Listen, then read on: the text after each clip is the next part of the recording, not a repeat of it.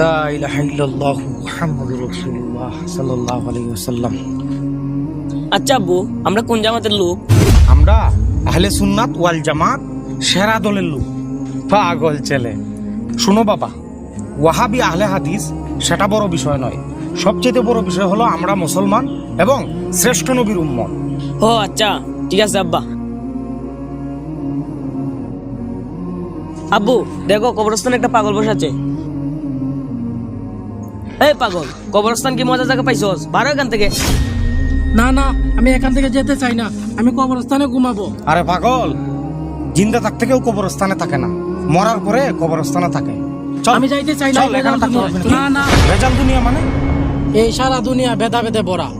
এটা কবরস্থান যেখানে কিছু নেই, কারণ এখানে কোনো দল নেই, সবাই মুসলমান।